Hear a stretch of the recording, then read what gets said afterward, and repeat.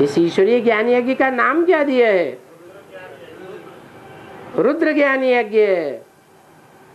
रुद्र किसका नाम है? मेरा नाम तो शिव ही है, मेरी बिंदी का नाम शिव है, वो कभी बदल नहीं सकता। शिव का नाम रुद्र हो जाए, ऐसे हो सकता है क्या? है? अरे वो सदैव वो आत्मा कल्याणकारी ही है या हाहाकार मचाने वाली भी है? वो तो सदैव कल्याणकारी है। वो एक ही आत्मा है जो आदि मध्य अंत, भूत भविष्य वर्तमान सदैव सभी आत्माओं के लिए कल्याणकारी है। प्यार का सागर है क्या? वो कभी भी मार का सागर नहीं है। तो फिर रौद्र रूप धारण करने वाला रुद्र कौन है? हैं? जिसने कभी अच्छे से अच्छा रूप धारण किया होगा वही रौद्र ते रौद्र रूप धारण करने वाला बनता है। जिसके नाम पर ये रुद्र ज्ञान यज्ञ रचा जाता है, जिसके लिए कहते हैं इस रुद्र ज्ञान यज्ञ में सारी दुनिया स्वाहा हो जाएगी।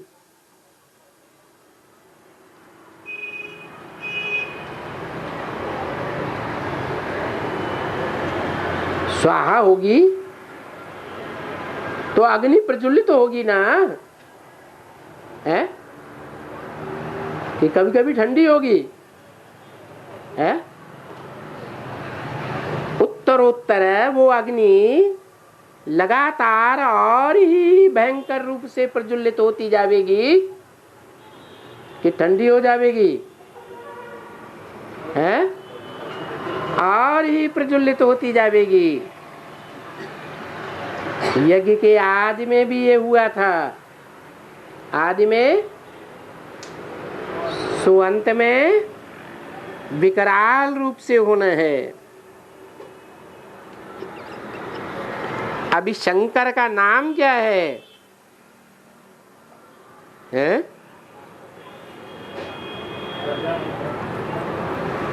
अभी तभी की बात छोड़ दो, अभी शंकर का नाम क्या है? हैं?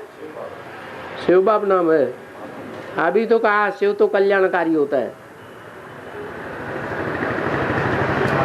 हैं? और वो कोई भी आत्मा से प्रभावित नहीं होता, कोई भी आत्मा के साथ सिवाय एक के मिलकर के एक नहीं होता। कौन? शिव। वो शंकर के साथ मिलकर के एक होता है, जो गाया जाता है शिव शंकर भोलेनाथ। और 33 करोड़ देवताओं में से या 500 करोड़ मनुष्यों में से कोई का नाम उसके साथ ऐड नहीं होता है।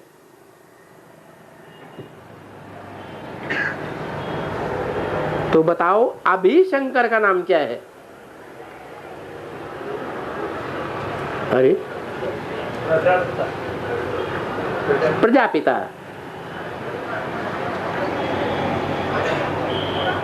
कुछ बुद्धि में आता है? ये तो महिमा देने के कारण ब्रह्मा विष्णु शंकर नाम है। विनाश तो होता ही है ड्रामा अनुसार, आपस में लड़ते हैं।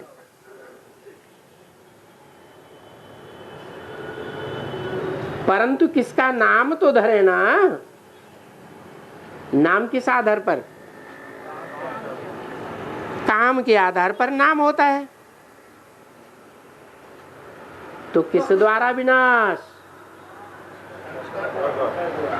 तो बरोबर यहाँ गाया हुआ है,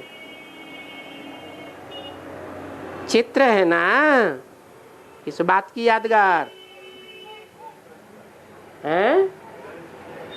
ऐसे चरित्र की यादगार है। तो चित्र की भी तो समझानी देनी पड़ती है, हैं? चित्र की समझानी देनी पड़ती है कि ऐसे ही बना दिया है, हैं? चित्रकारों ने चित्र बनाया, पहले चित्रकारी हुई या शास्त्र बने? पहले चित्रकारी हुई। तो जिन्होंने चित्र बनाया, चरित्र के आधार पर ही चित्र बनाया ना।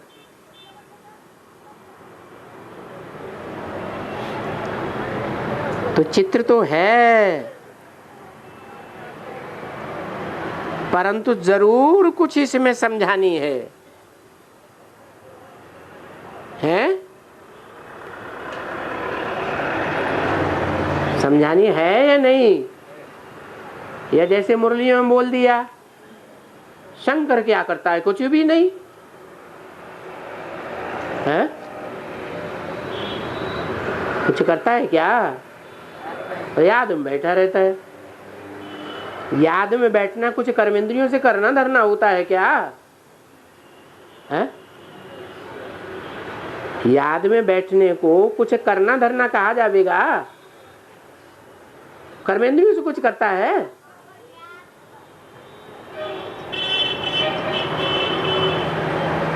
समझाने बिगड़ तो कोई चित्र कोई काम का नहीं है।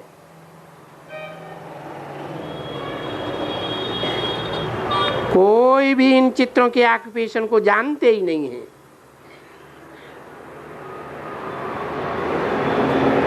हैं? चोटी से लेकर के एड़ी तक जितने भी ताम झाम दिखाए हुए हैं देवताओं को, उनमें भी देवताओं में मुख्य महादेव को जो दिखाए हुए हैं, उन सब की समझानी होनी चाहिए, है? शंकर के चित्र में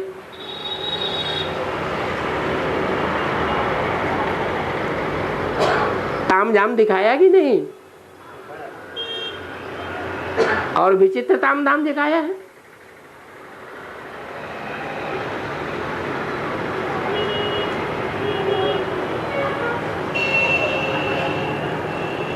सबसे ऊपर कौन है? गंगा। गंगा को ऊपर क्यों रखा?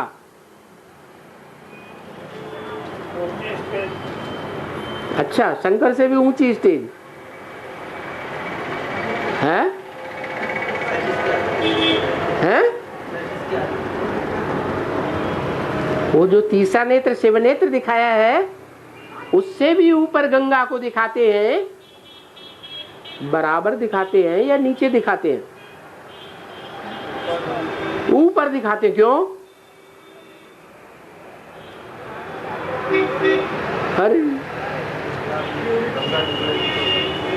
अरे बच्चों को ऊंच पद किस आधार पर मिलता है? हैं? सेवा के आधार पर मिलता है। तो गंगा का सबसे ऊंचा पद होना चाहिए। नारायण पद किसका होना चाहिए? है? गंगा का होना चाहिए या नहीं होना चाहिए? वो तो सबसे ऊपर बैठी हुई है, बाप ने रखा है सबसे ऊपर, है?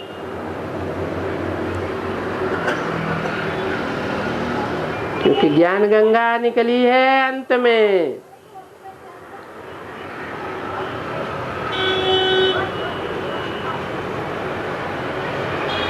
लेकिन अंत में निकलने के बावजूद भी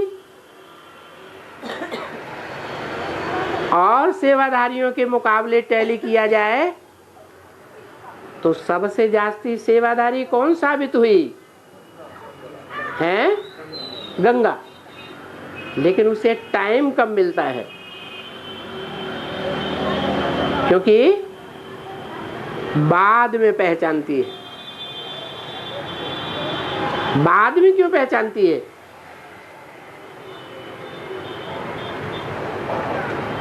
गंगा को शूटिंग पीरियड में सतोप्रधान स्टेज में ज्ञान मिलता है, रजो प्रधान मध्य में मिलता है या लास्ट में मिलता है? गंगा को ज्ञान तो डायरेक्ट ईश्वर से सबसे पहले मिलता है। भले जगदम्बा भी गाई हुई है, परंतु वो तो बच्ची थी। क्या? जगदम्बा बच्ची थी, समझदार नहीं थी। और गंगा, गंगा उस समय समझदार थी, इसलिए ज्ञान की गहराई को पकड़ा शुरू में ही। किंतु कौन से धर्म की आत्मा है? संन्यास धर्म की आत्मा होने के कारण रजो प्रधान में चली जाती है। जो सन्यासी है वो पहले निकलते हैं या अंत में निकलते हैं? और खासियत क्या है उनकी? जब सन्यासी निकलेंगे तो तुम बच्चों का नाम बाला हो जाएगा, तुम बच्चों की विजय हो जाएगी। ऐसे भारत माता के लिए बोला, भारत माता शिव शक्ति अवतार अंत का यही नारा है।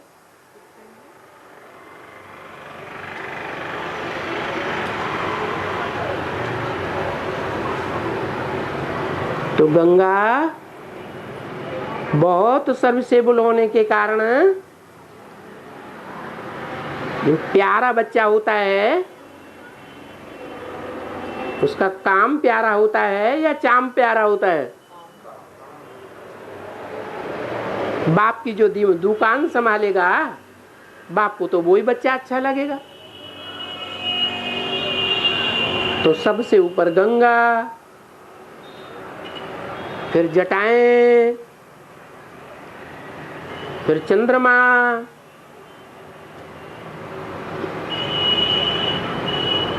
फिर 3 नेत्र, उनमें भी सर्वोपरि कौन सा नेत्र? शिव नेत्र। वो शिव नेत्र खड़ा हुआ है या पड़ा हुआ है? खड़ा हुआ। और 2 नेत्र क्यों?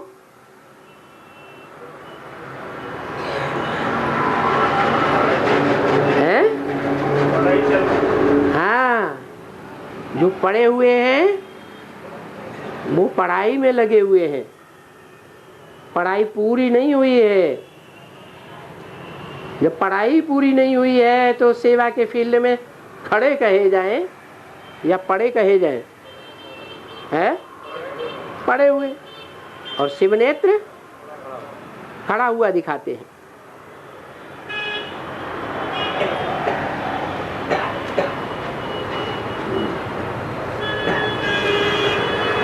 शंकर को मूछे कहीं दिखाते हैं, कभी नहीं दिखाते। इस बात की यादगार है, हैं?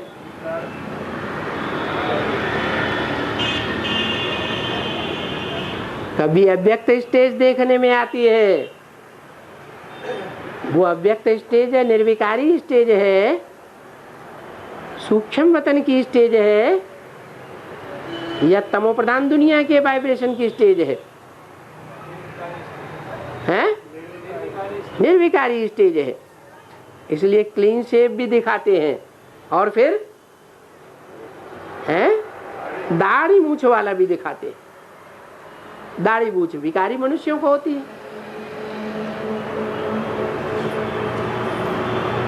फिर दिखाते हैं गले में कौन सा आभूषण? है, सांप दिखाते हैं। क्यों है? काम विकारी की निशानी है। काम विकारी की निशानी गले में दिखाना चाहिए कि कमर में दिखाना चाहिए? गले पड़ गया। माने जो सांप की तरह विकारी है वो सब कहाँ पड़ गए? शंकर जी के गले में पड़ गए। उन्हें निकाल के फेंकना भी चाहे तो हैं वो चले जाएंगे, वो नहीं जाने वाले, गले पड़ गए। उनका तो उद्धार करना ही करना पड़े। गले पड़े हैं तो नुकसान नहीं पहुंचाते होंगे? हैं? पहुंचाते हैं। और उनके नुकसान पहुंचाने से वो नुकसान अनुभव करेगा। है? जैसे कोई बच्चा होता है, छोटा बच्चा शिशु, बाप की कभी मूंछ नोच लेता है, कभी नाक नोच लेता है, कभी उंगली आंख में डालता है, तो बाप को अनुभव होता है दुख का? है? नहीं।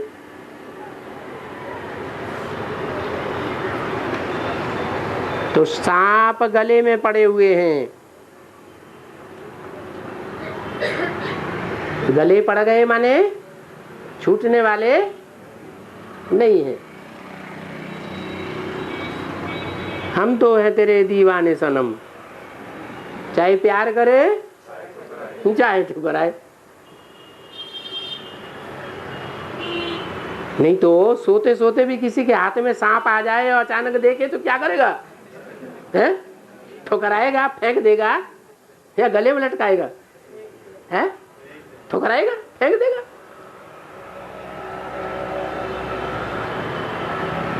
फिर बाहों में भी सर्प दिखाते हैं। इस बात की निशानी है। मना जो गले में है वो तो मोह की निशानी। उन बच्चों का बाप से और बाप का बच्चों से मोह लगा हुआ है, क्योंकि बाप का तो धंधा ही है पतितों को पावन बनाने का। इनको फेंक देंगे तो धंधा चलेगा?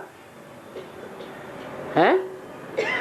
धंधा तो ठप हो जाएगा। और बाप का तो मूल धंधा ही है पतितों को पावन बनाना।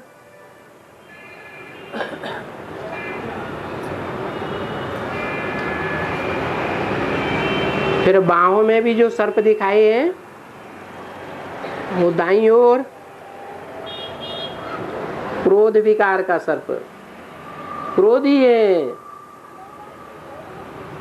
क्रोध आता है तो दायां हाथ यूज करते हैं या बायां हाथ यूज करते हैं? दायां हाथ ही यूज करते हैं। तो बाह में लिपटा हुआ है क्रोध विकार की निशानी। और दाएं हाथ के साथ साथ बाएं हाथ में भी लिपटा हुआ है लोभ की निशानी। ज्यादा पावरफुल कौन सा होता है? दायां हाथ पावरफुल होता है, बायां हाथ उतना पावरफुल नहीं होता है।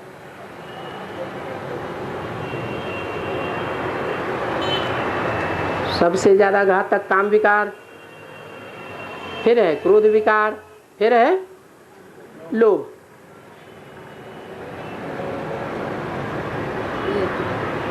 बताया काम विकार की निशानी कमर में दिखाते हैं सर्प। उनको बागंबर लपेटे हुए दिखाते हैं।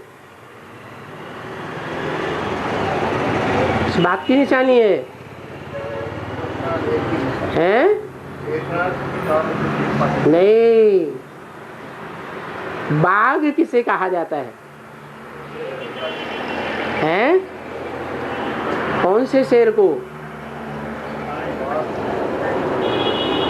एक होता है टाइगर और एक होता है बबर शेर, लायन जिसे कहते हैं, बड़े मोहड़े वाला।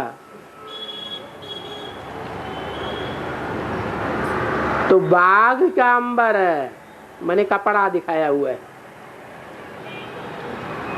इस बात का सूचक है।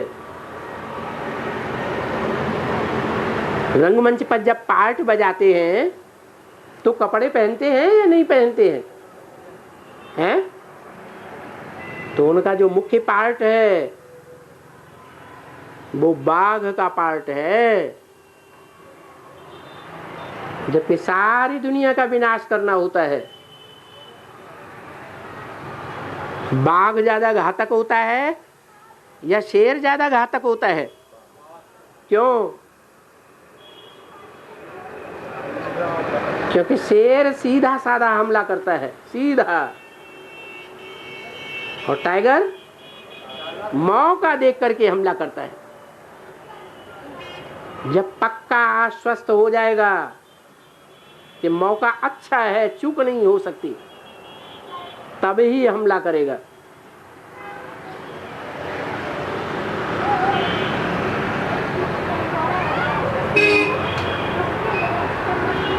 तो जंगल के सभी जानवरों में सबसे ज्यादा पावरफुल संसार के लिए कौन हुआ? बाघ।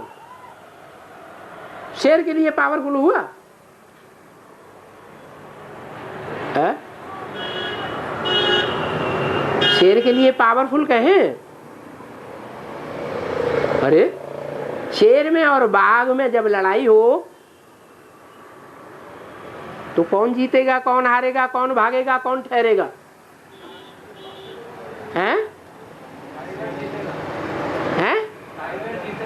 नहीं, शेर ज्यादा पावरफुल होता है, लेकिन अकल कम होती है, बच्चा बुद्धि है।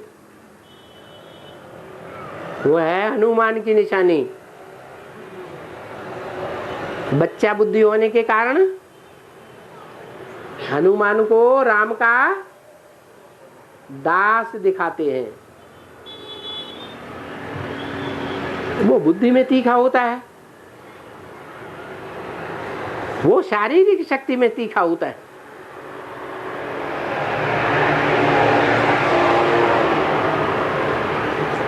तो बताया बाघंबर ये निशानी है कि वो बाघ के वस्त्र पहने हुए हैं। विनाश काल में ये स्वरूप प्रत्यक्ष हो जाता है। इसलिए आज भी भारत में राष्ट्रीय पशु कौन माना जाता है? हैं? टाइगर माना जाता है। फिर दिखाते हैं मृगचर्म आसन के रूप में। कहाँ बैठते हैं? हैं? मृग, हिरण। उसमें क्या खासियत होती है? हमलावर होता है, हैं? हमलावर नहीं होता है, सीधा साधा होता है।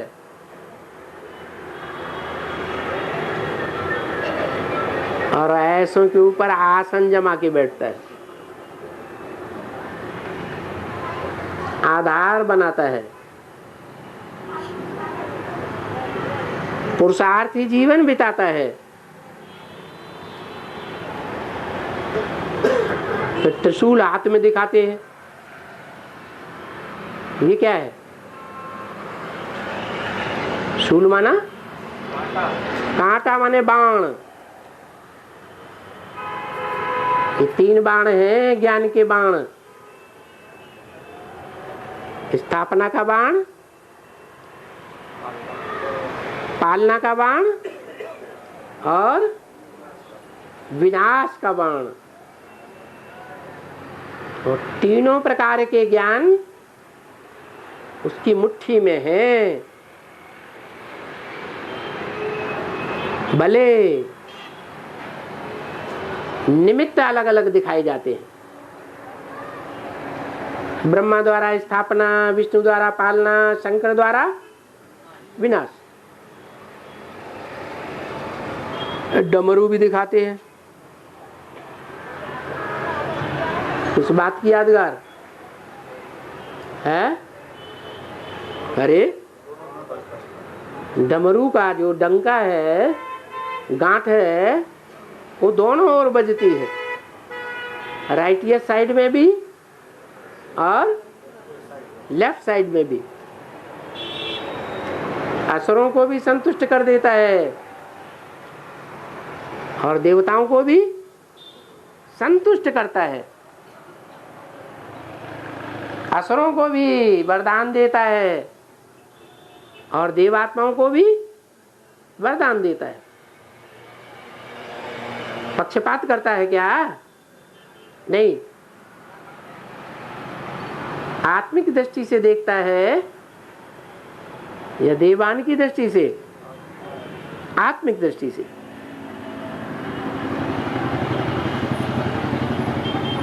तो दोनों ओर उसका बाजा बजता है।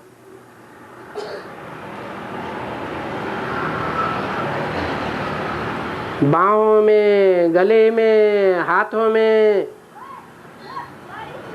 मालाएं दिखाई जाती है।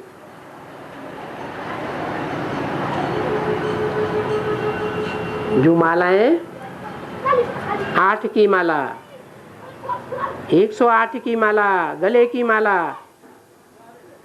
विजय माला, और 16,108 की माला।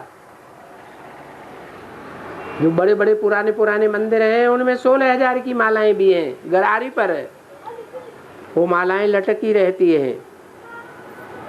इतनी भारी होती है कि 4-4, 6-6 मनुष्य मिलकर के उन मालाओं को गरारी से खींचते हैं। इस समय की यादगार है, हैं? कैसे? अंत समय में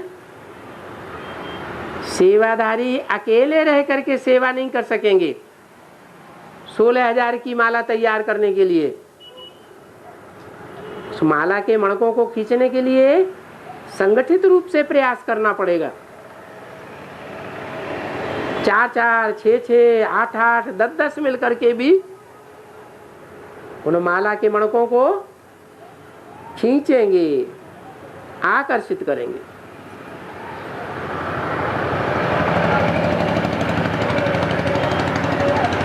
और संगी साथी कैसे दिखाए जाते हैं? जो भी उनका परिवार है, वो परिवार में जितने भी भांति हैं वो सब एक दूसरे के स्वभाव के विपरीत हैं या बेल खाते हैं? सब विपरीत हैं। सांप चूहे को खाने वाला,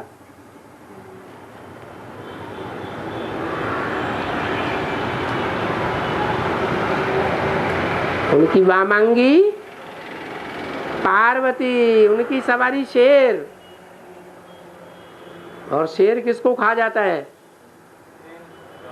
गाय और बैल को खा जाता है। शंकर की सवारी बैल के ऊपर।